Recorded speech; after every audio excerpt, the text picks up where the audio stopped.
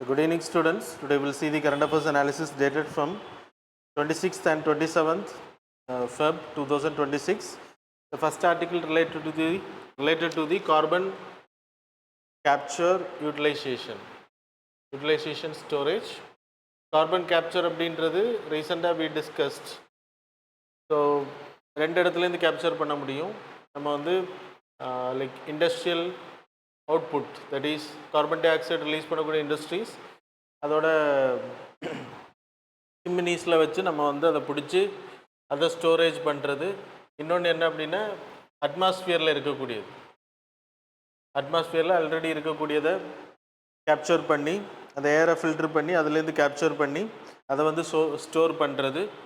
Utilisation, so that is storage. யூட்டிலைசேஷன்னா என்னென்னா efficient வேலை யூட்டிலைஸ் பண்ணுறது. So converting to sin gases.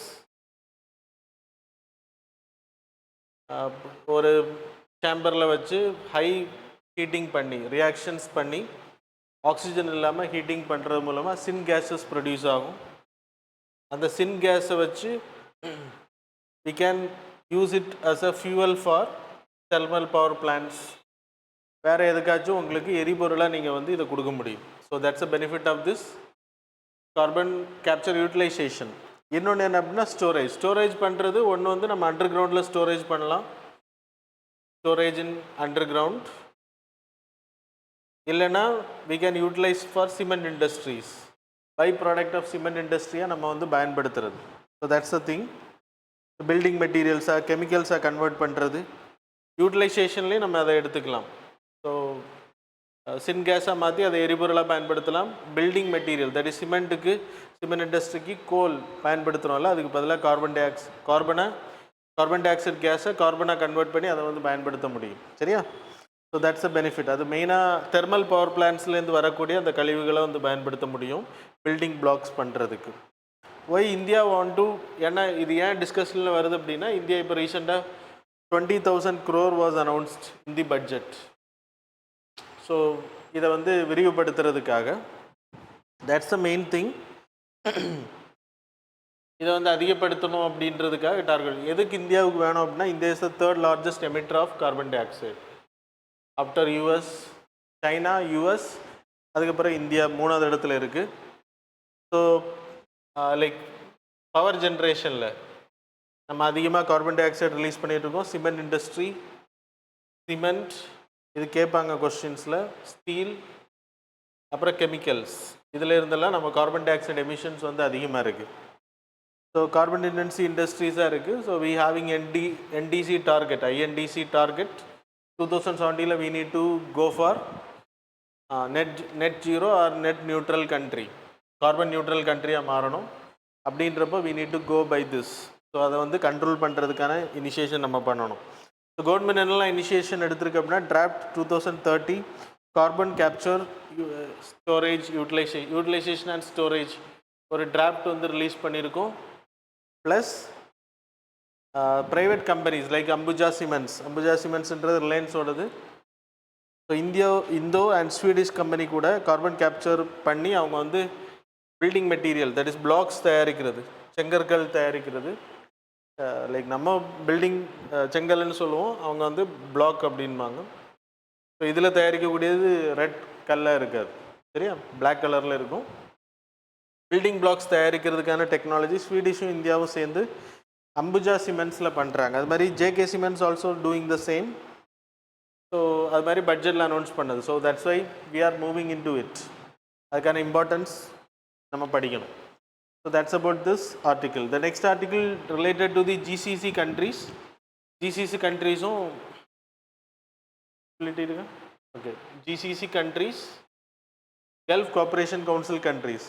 So இந்தியாவும் சேர்ந்து எஃப்டிஐக்கான டாக்ஸ், இப்போ இஸ்ரேலுக்கு போனப்போ இஸ்ரேலையும் எஃப்டிஐக்கான டாக்கை வந்து முன்னிலைப்படுத்தியிருக்காங்க. ஸோ ரீசெண்ட் இயர்ஸில் எஃப்டிஐ வந்து நெகோசியேஷன்ஸ் ஆரம்பிப்போம் அப்படின்னு சொல்லியிருக்காங்க. So GCC countries, why it is important because middle ஈஸ்டில் இருக்கக்கூடிய maximum countries are there. Saudi Arabia, UAE, Qatar, அப்புறம் குவைத், அப்புறம் பஹ்ரைன், அப்புறம் ஒமன். ஸோ இவ்வளோ கண்ட்ரீஸ் இருக்குது. 6 countries are there. 1981 it was created. So oil exporting countries அவங்க வந்து ஒரு ஒரு ஒரு சின்ன ரீஜனல் கோஆப்ரேஷனுக்கு அதை உருவாக்கி வச்சுருக்காங்க for a security angle also like SAARC மாதிரி நமக்கு ரீஜனல் கோஆப்ரேஷன் மாதிரி அவங்களோட ரீஜனல் கோஆப்ரேஷன். ஸோ இதோட economical level எடுத்துனா 2.3 trillion per year. There's a population of 61.5 million populations, mostly migrated population from India. இங்கே இருக்காங்க. Indian population also very high. Bilateral trade with this country, நம்ம GCC countries கூட bilateral trade ஒரு வருஷத்துக்கு 178.56 billion. So it's a very huge amount. அப்படின்றப்ப export and import எடுத்துக்கிட்டிங்கன்னா export வந்து import வந்து 121 எக்ஸ்போர்ட் வந்து 121.68 பில்லியன், இம்போர்ட் வந்துட்டு 56.87. ஸோ யூஏ இருக்கிறதுனால அவங்க நம்ம எக்ஸ்போர்ட்டிங் சர்ப்ளஸில் இருக்காங்க. ஸோ இந்தியா சைடில் நமக்கு ரொம்ப பெனிஃபிட் இது. இந்த கல்ஃப் கோஆப்ரேஷன் கவுன்சில் கூட நம்ம ஃப்ரீ ட்ரேட் அக்ரிமெண்ட் சைன் பண்ணுற இன்னும் எக்ஸ்போர்ட் அதிகமாகும். ஸோ குளோபல் ட்ரேடில் 15.42% we are doing with this countries. So it's why it is important அப்படின்றப்போ இந்தியாவோட எக்ஸ்போர்ட் எடுத்துன்னா engineering goods, rice, textiles, machinery, gems, jewellery இதெல்லாமே நம்ம எக்ஸ்போர்ட் பண்ணுறோம். Oil, crude oil, LNG, petrochemicals, gold இதெல்லாமே நம்ம இம்போர்ட் பண்ணுறோம். ஜிசிசி கண்ட்ரீஸ்லேருந்து நம்ம நாட்டுக்கு இன்வெஸ்ட்மெண்ட்ஸ் வருது. இந்தியாவில் இன்வெஸ்ட் பண்ணி கிட்டத்தட்ட 31.146 பில்லியன் டாலர்ஸுக்கான அது மாதிரி 10 million Indians are living in that area.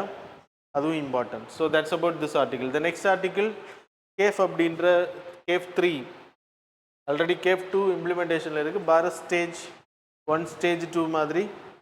Cafe 3ன்றது இப்போது கேஃப் 2 வந்து நடைமுறையில் இருக்குது. கேஃப் 27 கேஃப் 3 வந்து நடைமுறையில் வரும். கேஃப் அப்படின்றதுக்கு cooperation for agricultural fuel efficiency average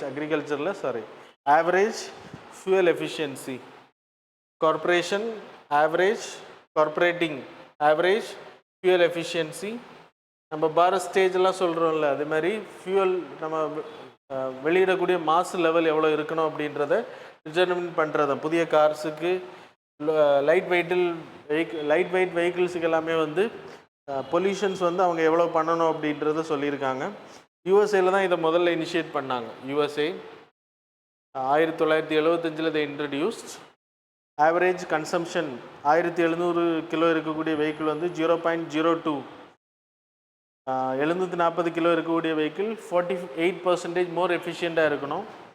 2500 இருக்கக்கூடியது வந்து 25%. இது கேப் 3ல் வரக்கூடியது. நான் சொல்கிறது 2500 kg இருக்கக்கூடியது 25% முன்னாடி இருந்ததை விட வெளியில் வரக்கூடிய புகை வந்து கம்மியாக இருக்கணும். புகைன்னா கார்பன் துகள்கள் கம்மியாக இருக்கணும். அதில் வரக்கூடிய chemicals, that is carbon di oxide, carbon monoxide, இந்த இதெல்லாமே ரொம்ப கம்மியாக இருக்கணும் pollutions. So lighter vehicle 740 kilogram இருக்கக்கூடிய வெஹிக்கிள்ஸ் 48% முன்னாடி இருந்ததை விட எஃபிஷியண்ட்டாக இருக்கணும். த டார்கெட்ஸ் சரியா. அப்புறம் the bureau of energy efficiency 2001 energy conservations act, the rules 2001ல் 2017 இட் வாஸ் நோட்டிஃபைடு. இந்த ரூல்ஸ் வந்து நோட்டிஃபை ஆகுது. Carbon dioxide emissions, oil இம்போர்ட்டை வந்து நம்ம குறைக்கிற மூலமாக ஆயில் இம்போர்ட்டை வந்து நம்ம குறைக்க முடியும். எஃபிஷியண்ட்டாக நம்ம ஃபியூலை யூஸ் பண்ணுறது. டிஸ்பிளே தட் நீங்கள் இந்த சார்ட்டில் பார்க்கலாம். கேஃப் 1ல் எவ்வளோ நம்ம ரிலீஸ் பண்ணோம். கேஃப் 1ன்றது 2017-22 இது பியூரோ ஆஃப் எனர்ஜி எஃபிஷியன்சியில் தான் இம்ப்ளிமெண்டேஷன் பண்ணுறாங்க. Energy conservation code, there is a rule. அதில் 2017 இட் வாஸ் இன்ட்ரடியூஸ்ட். இந்த 2017 2022 வரைக்கும் 130 கிலோகிராம் பெர் கிலோமீட்டர் நம்ம வந்து 130 கிராம் பெர் ஃபுல் இதை போடணும் 130 கிராம் பெர் கிலோமீட்டர் நம்ம வந்து ரிலீஸ் பண்ணலாம். அது மாதிரி கேஃப் 2 எடுத்துக்கிட்டிங்கன்னா 22-27 இப்போ 27ல் முடிய இருக்குது 113 gram per kilometre. Draft 3 that is cafe 3 இன்னைக்கு டிராஃப்டில் இருக்குது. இதை பிஎம் ஆஃபீஷியல்ஸ் கிட்ட டிஸ்கஸ் பண்ணியிருக்காங்க. ஸோ இது கூடிய விரைவில் அமலுக்கு வர இருக்குது. 2027 32 வரைக்கும் 91.7 கிராம் பெர் கிலோமீட்டர் நம்ம ரிலீஸ் பண்ணலாம். இது எப்படி ஆல்டர்னேட்டிவ் டு BS1 ஸ்டாண்டர்ட், BS2னா BS வந்து இது CAFE only talks about carbon dioxide emissions that is 91.7ன்றது கார்பன் டை ஆக்சைடு எமிஷன்ஸை மட்டும் சொல்லுது. பிஎஸ் ஸ்டாண்டர்டுன்றது nitrous oxide, particulate matter, carbon monoxide, sulphur dioxides, இது எல்லாமே பற்றி பேசுது. இந்த பொல்யூஷன்ஸ் எல்லாமே நீங்கள் அந்த சார்ட்டில் இருக்குது, நீங்கள் பார்த்துக்கலாம். அது மாதிரி CAFE was implemented by BEE, that is bureau of energy efficiency. Ministry of environment forest climate change வந்து பாரத் இதை இம்ப்ளிமெண்ட் பண்ணுறாங்க. So that's about this article. The next article, the Israeli prime மினிஸ்டரும் இந்தியன் பிரைம் மினிஸ்டரும் meet பண்ணது, அப்புறம் அவங்க பண்ண agreements. நம்ம ரீசெண்டாக சொன்ன நான் உங்களுக்கு, இஸ்ரேலுக்கு வந்து நம்ம பிரைம் மினிஸ்டர் வந்து விசிட் போயிருக்காரு. So 1947 we had a like we voted against அந்த பாலஸ்தீன் பிரிக்கணும், அப்படி பாலஸ்தீன்லேருந்து இஸ்ரேலை பிரிக்கிறது ரெசல்யூஷன் நம்ம எகென்ஸ்டாக ஓட் பண்ணாலுமே 1950 ஃபஸ்ட்டு கண்ட்ரியாக நம்ம தான் இஸ்ரேலை வந்து தனி நாடு அப்படின்றத ரெகக்னைஸ் பண்ணோம். அப்புறம் நரசிம்மராவ் பீரியடில் 1992 we started our diplomatic relations. அது பிறகு 1999 வார் டைம் பீரியடில் நமக்கு ஹெல்ப் பண்ணாங்க, கார்கில் பாம்ஸ் எல்லாம் கொடுத்து. அதுக்கு பிறகு we started our trading with diplomatic officials அனுப்புறது, ட்ரேடிங் எல்லாமே அதுக்கப்புறம் ஆரம்பித்தோம். செகண்ட் லார்ஜஸ்ட் ஏஷியன் ட்ரேடிங் பார்ட்னராக இருக்காங்க. பைலேட்ரல் ட்ரேடுனா 3.17 பில்லியன், இதெல்லாம் நான் போன கிளாஸ்க்கு முந்தின கிளாஸில் சொன்னேன். எக்ஸ்போர்ட் வந்து 2.1 பில்லியன், இம்போர்ட் வந்து 1.6 billion we are doing. Gems, cotton இதெல்லாம் நம்ம பண்ணிகிட்டு இருக்கோம் அப்படின்றத பார்த்தோம். இப்போ போன இதில் என்னென்ன டிஸ்கஸ் பண்ணியிருக்காங்க, என்னென்ன அக்ரிமெண்ட் சைன் பண்ணியிருக்காங்க அப்படின்றது தான் we are going to discuss. Defence டிஃபென்ஸில் மெயினாக டாக் பண்ணப்பட்டது, இன்னும் அது கன்க்ளூட் ஆகலை. கோல்டன் ஹரிசான்ன்றது it's a air based missile launching. ஏர்லேருந்து லான்ச் பண்ணக்கூடியது, air to surface missile, air launched ballistic missiles. அவங்களோட ஏரோ வந்து நம்ம யூஸ் பண்ணியிருக்கோம். அது மாதிரி ஸ்பேரோ மிசைல் சிஸ்டமில் இது வருது.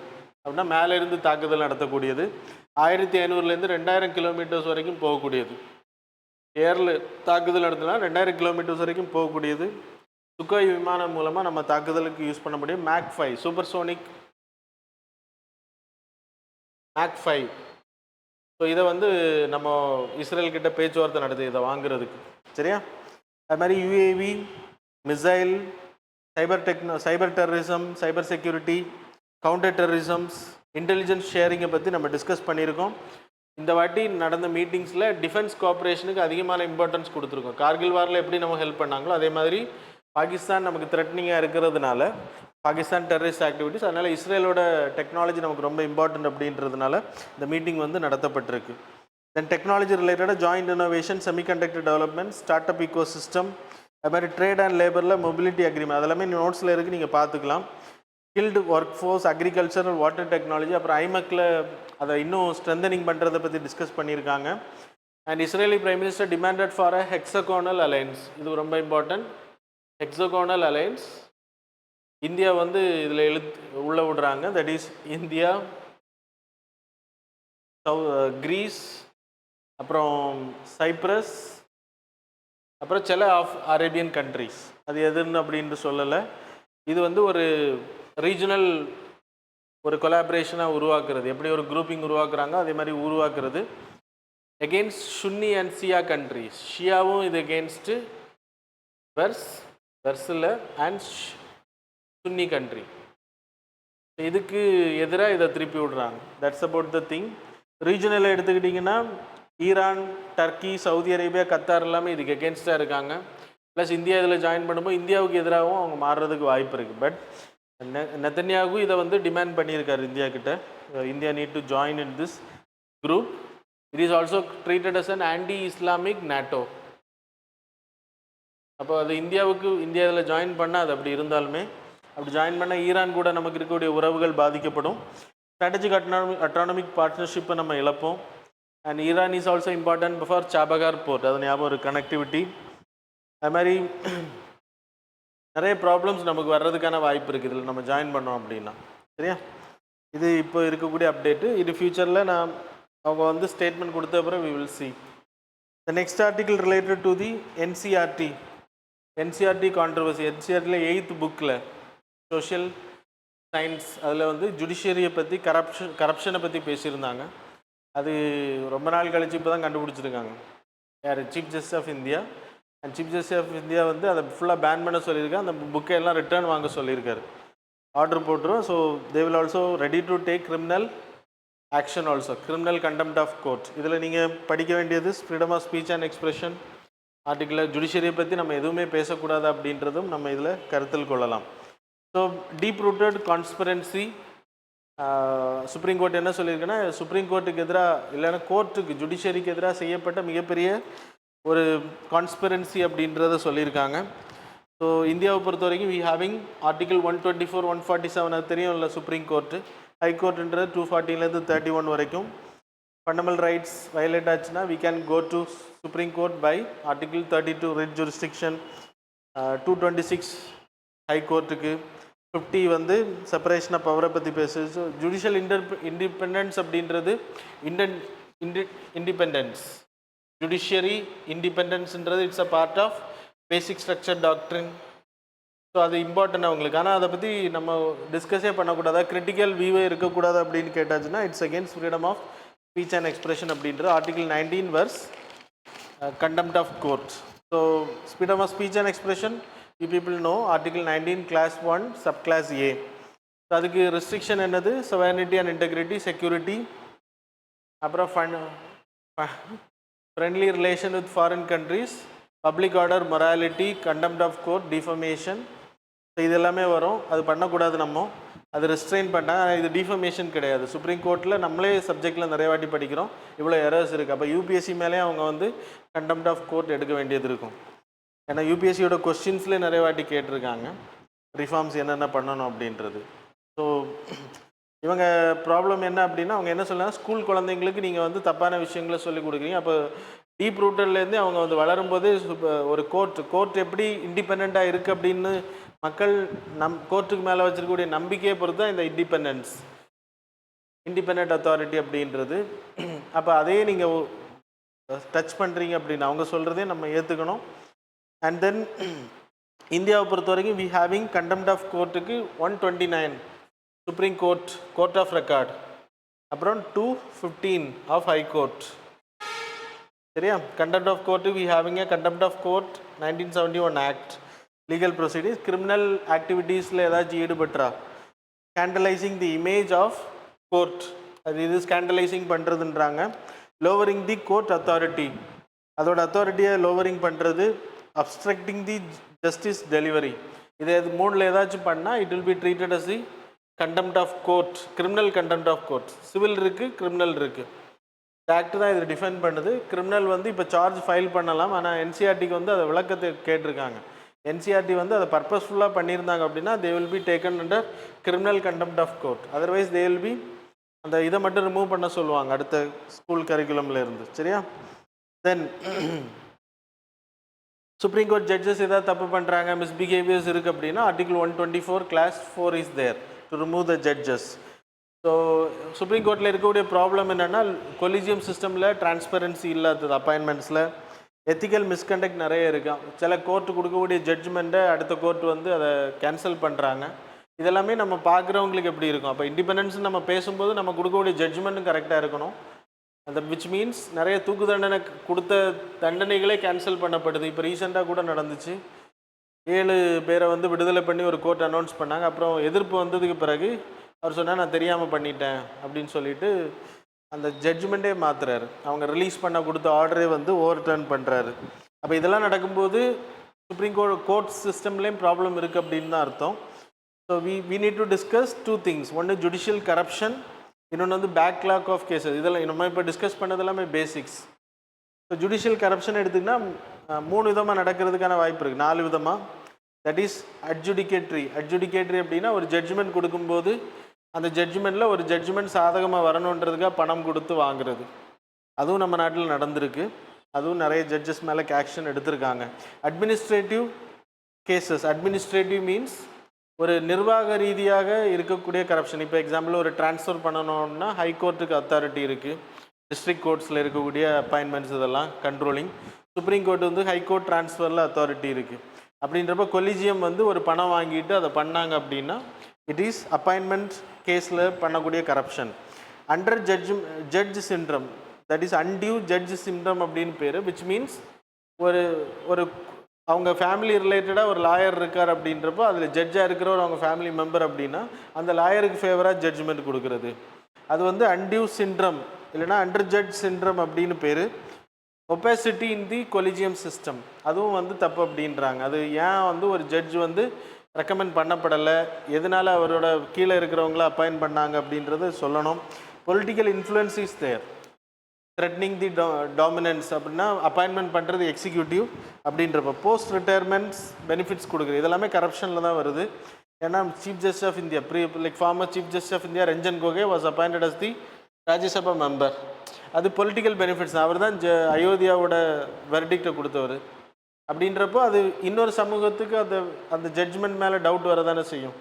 When he was appointed by பிஜேபியோட அசாம்லேருந்து அவர் செலக்ட் பண்ணி வரார், பிஜேபி ரூல்டு ஸ்டேட் அப்படின்றப்போ கொஸ்டின் வருது. Lack of whistle blowers protection. இப்போ யாராச்சும் ஒரு தப்பு நடக்குன்னு நீதிபதிகள் மேலே இப்படி ஒரு விஷயத்த சொன்னால் அவங்க சொல்ல மாட்டாங்க, ஏன்னா அவங்க கேஸ் போய்ட்டு கண்டெம்ட் ஆஃப் கோர்ட் போட்டாங்கன்னா சிக்கலாயிரும், அதனால் சொல்ல மாட்டாங்க. விசில் ப்ளவர்ஸ் ப்ரொடெக்ஷனும் கிடையாது. ஸோ நம்ம நாட்டில் அப்படி புனிதமாக தான் போயிருக்கு அப்படின்னு கேட்டாச்சுன்னா இல்லை. V Ramaswamy the first judge was tried to remove, அப்புறம் ஆக்ஷன் எடுத்தாங்க, ஆனால் ரிமூவல் பண்ணலை. இது வரைக்கும் எந்த ஜட்ஜுமே ரிமூவல் பண்ணப்படலை, ப்ராசஸ் பண்ணியிருக்காங்க. பப்ளிக் ஃபண்ட்ஸை வந்து கவர்மெண்ட்டோட ஃபண்ட்ஸை வந்து அவரோட வீடு ரெனோவேஷனுக்கு பயன்படுத்தியிருக்கார் அப்படின்னு 1993 removal process happen but stopped. அவர் வந்து கண்டினியூ பண்ணார், அதுக்கப்புறம் மன்னிப்பு கேட்டு அதை கண்டினியூ பண்ணார். எஸ்என் சுக்லா அவரும் அலகாபாத் ஹைகோர்ட்டோட ஜட்ஜாக இருந்தவர். அவர் வந்து மெடிக்கல் காலேஜ் கேஸில் இந்த காலேஜுக்கு ஃபேவராக கேஸ் கொடுக்கறதுக்காக பணம் வாங்கியிருக்கிறது அலிகேஷன்ஸ் இருக்குது. Accountability in house enquiry also. சரி, இப்போ நம்ம டெல்லியில் வந்து ஒரு கோடிக்கணக்கான ரூபா வந்து ஒரு வீட்டில் தீ எறிஞ்ச கதையெல்லாம் நம்ம கேட்டோம். அந்த ஜட்ஜ் மேலே இன்ஹவுஸ் என்கொயரி, இது ரிமூவல் ப்ராசஸ் போகலை, இன்ஹவுஸ் என்கொயரி போடப்பட்டிருக்கு. அப்போ அந்த இன்ஹவுஸ் என்கொயரிக்கும் அந்த ஜட்ஜ் வந்து ஃபேவரிசம் பண்ணால் அவருக்கு சாதகமான தீர்ப்பு வர வாய்ப்பு இருக்குது. ஸோ இதெல்லாமே வந்து ஜுடிஷியல் கரப்ஷன்ஸ். பேக்லாக்ஸ் எடுத்துக்கிட்டிங்கன்னா சுப்ரீம் கோர்ட் ஹைகோர்ட்லலாம் நிறைய கேசஸ் பெண்டிங். 88,000 கேசஸ் பெண்டிங் இன் சுப்ரீம் கோர்ட். 33 லட்சம் ஹைகோர்ட்டில் பெண்டிங்கில் இருக்குது. 4.6 கோடி டிஸ்ட்ரிக்ட் கோர்ட்டில் பெண்டிங் இருக்குது கேசஸ். 5 கோடி கேசஸ் மொத்தம் பெண்டிங்கை வச்சுட்டு தான் இவங்க இவ்வளோ பேசுகிறது. சரியா, அதுவும் பார்க்கணும் இல்லையா, அதையும் நீங்கள் ரிஃபார்ம் பண்ணணும். இவ்வளோ ஜட்ஜஸ் இருக்காங்க, இவ்வளவு என்சிஆர்டியில் பேசிட்டாங்க அப்படின்னு கொதிக்கும்போது அந்த கோர்ட் ரிஃபார்ம் பண்ணுறதுக்கு நம்ம கோர்ட்ஸ் இந்த ஹெட் என்ன பண்ணாங்க, அந்த சுப்ரீம் கோர்ட் என்ன ஆக்ஷன்ஸ் எடுத்திருக்காங்க, ஏடிஆர் மெக்கானிசமில் இருக்கக்கூடிய ப்ராப்ளம்ஸ், கிராம் நியாயால் நிறைய ஸ்டேட்டில் அப்பாயின்ட் பண்ணப்படலை, அதெல்லாம் அவங்க ஆக்ஷன் எடுத்துருக்கணும், அதுவும் பண்ணலை. ஸோ கவர்மெண்ட் சைடில் இருந்து கோர்ட்டை வந்து இது பண்ணுறதுக்கு ஸ்பீடப் பண்ணுறதுக்காக ஃபாஸ்ட் ட்ராக் கோர்ட் அப்பாயின்ட் பண்ணுற லைவ் ஸ்ட்ரீமிங் பண்ணியிருக்காங்க ட்ரான்ஸ்பரன்சிக்கு. அது மாதிரி சூஃபேஸ் சுப்ரீம் கோர்ட்டில் there is a portal, supreme court portal assistance in court efficiency அதிகப்படுத்துகிற artificial intelligence is used for related cases எடுக்கிறதுக்கு. ஃபாஸ்ட் ட்ராக் கோர்ட்ஸ் கோர்ட்ஸ் வந்து அப்பாயின்ட் பண்ணியிருக்கேன். இப்போ எல்லாமே டிஜிட்டலாக நீங்கள் பார்த்துக்கலாம் வெர்டிக்ட் எல்லாமே. So that's about this article. The next article fight against HPV. இது ஆல்ரெடி நம்ம 2 days பேக் டிஸ்கஸ் பண்ணியிருந்தோம், அதை பார்த்துக்கோங்க. Again it was in news. நாளைக்கு இதை லான்ச் பண்ண இருக்கார் prime minister. HPV vaccine, human papilloma virus. Then the next article is செபியோட மியூச்சுவல் ஃபண்ட் ரூல்ஸ். அதுவும் செபியை பற்றி படிச்சிருங்க. Article related to SEBI, the controller of stock market. அந்த ஆர்டிக்கிளை டிஸ்பிளே பண்ணிடுமா, அதுவும் நீங்கள் படிக்கக்கூடிய ஆர்டிக்கிள் தான், no problem in that. So செபியை பொறுத்த வரைக்கும் it was created in the year 1988. Non profit ஆர்கனைசேஷனாக நான் ஸ்டாட்யூட்டரி ஆர்கனைசேஷனாக அதை உருவாக்குனாங்க. 1992 இட் வாஸ் கிவன் பேக்கப். இந்த ஹர்ஷத் மேத்தா இஷ்யூ வந்ததுக்கு பிறகு 1992 it was given statutory power. Protect the investors. First வந்து ப்ரொடெக்ட் த இன்வெஸ்டர்ஸ், அவங்களோட main aim promote development of security. அப்புறம் regulate the stock மார்க்கெட்டை மெயினாக ரெகுலேட் பண்ணுறது அவங்க தான். Chairperson will be appointed, 1 chairperson appointed by the central government, 2 members from the ministry of ஃபினான்ஸ்லேருந்து ரெக்கமெண்டேஷனில் வருவாங்க, 1 member from RBI, 5 others from 3 whole time members, 2 part time members வந்து இந்த செபியை மேனேஜ் பண்ண. ஸ்டாக் மார்க்கெட், என்டே ஸ்டாக் மார்க்கெட் அப்படின்றப்ப IPO, எஃபிஓ, Mutual funds. So mutual funds regulation announced பண்ணி, that's why it came in news. The entire stock market இந்தியாவில் regulate பண்ணக்கூடிய authority. It's a regulatory body like RBI. RBI எப்படி banks regulate பண்ணுறாங்களோ அதே மாதிரி SEBI regulate பண்ண. So that's about the article. Now we will move on to the MCQs. Question number 1. Consider the following statements regarding the human papilloma virus recently seen in news. Statement number 1, it is most commonly sexually transmitted infection. Statement number 2, antiviral drugs can completely eliminate HPV infections. So which of the statements given above is are correct? Options are A, 1 only, B, 2 only, C, both, D, neither. Question number 2 and the final. Exercise Dharma Guardian recently in news is conducted between India and which of the following country? Options are A, Nepal, B, Russia, C, France, D, Japan. So that's all. Now we will see the answers for the previous. Question number 1 answer is B. Question number 2 answer is A. Question number 3 answer is D. Question number, so 3 questions, okay. So that's all about, the D option கிடையாது. Third question நான் D option ஒன்று சொல்லியிருந்தேன், அதான் correct. அந்த subsidiary for எந்த companies, green ammonia, green hydrogen தயாரிக்கக்கூடிய கம்பெனிஸுக்கு வந்து மானியங்கள் கொடுக்கறது அந்த industry. So D is the wrong answer. So fourth option அதில் வந்து நான் உங்களுக்கு ஒரு இது சொல்லியிருந்தேன், ஃபோர்த் ஸ்டேட்மெண்ட், சரியா? இது ஆப்ஷனே தப்பு உங்களுக்கு. இது மூணுமே ஆப்ஷன், ஏபிசி. டி வந்து ஆப்ஷன் சொல்லியிருந்தேன். So D is the answer, not this. நீ மார்க் பண்ணது கிடையாது. So that's about the articles and MCQ. Thanks a lot for joining with us.